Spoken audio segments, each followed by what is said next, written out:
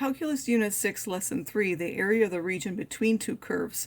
So in this lesson, we want to have two different curves and then find the area of the region between them. Before that, we have found the area between a function and the x-axis, whether that was above or below.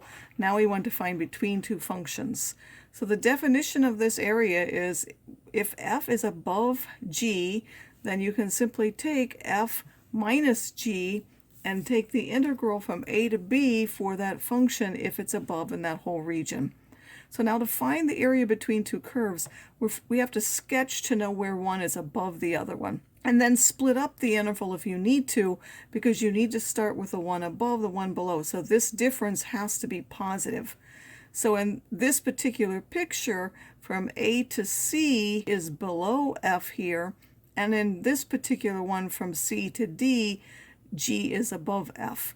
So here we would take F minus G, and here we would take G minus F.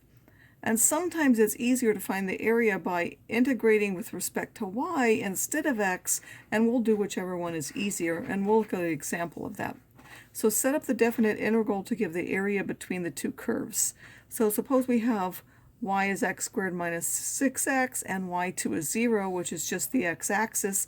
Again, the x-axis is above that, and that would have been our normal area. We would have simply taken the minus of this, and we'll see that that gives us the same thing here. We'll take y2 minus y1, which will be 0 minus that, which now gives us the opposite, 6x minus x squared, and then we would integrate from 0 to 6.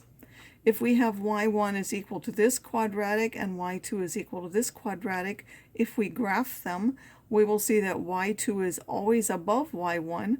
So we're going to take y2 and subtract y1, and then we would integrate from 0 to 3 and get this function.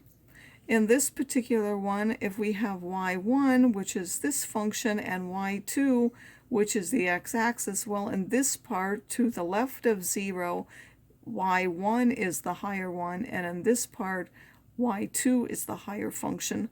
So the first one, from minus 1 to 0, we want y1 minus 0, and then from 0 to 1, we want 0 minus this, so it will be the opposite of that. So I'm showing you there are a couple of ways to do this. Using which function is above, meaning based on this, we would use the area is the integral then from minus 1 to 0 of that function, and then from 0 to 1 of 3 of that.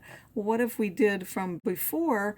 Well, we know that from minus 1 to 0, we would simply use that function, and then from 0 to minus 1, because it's below, we would take the minus that, these two things being equivalent.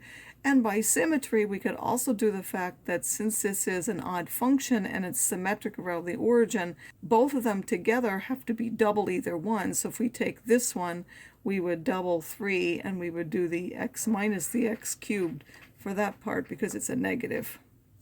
As another example, this will be one where it's easier to integrate with respect to y. So it says find the area between, and we're given both of them in terms of x, not in terms of y. So we have x is 4 minus y squared. Well, that is a parabola that turns either left or right. And if you look at it, because there is a minus on the y squared, that means it's going to go left.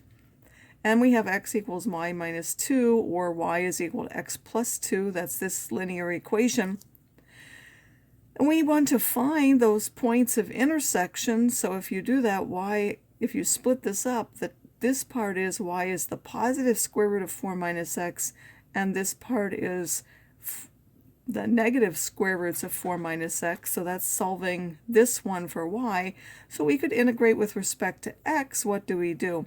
We would have to split from the intersection point, which is minus 5, until 4 up into what? We have to first go to 0. So here the line is above this function, and then when we get to here, this radical function is above this one.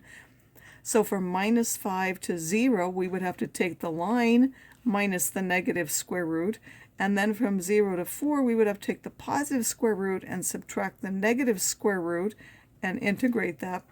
But you could make it easier if you like, consider it like turning it this way.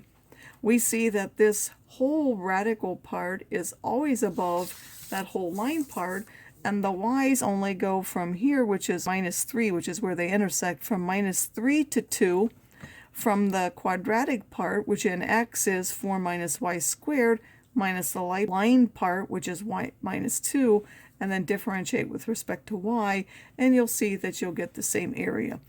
And this one we had to split it up, and this one we don't, so typically people would use this one with respect to y because you didn't have to split that up, and this is common when you have it written in when the relations are written in terms of x instead of in y.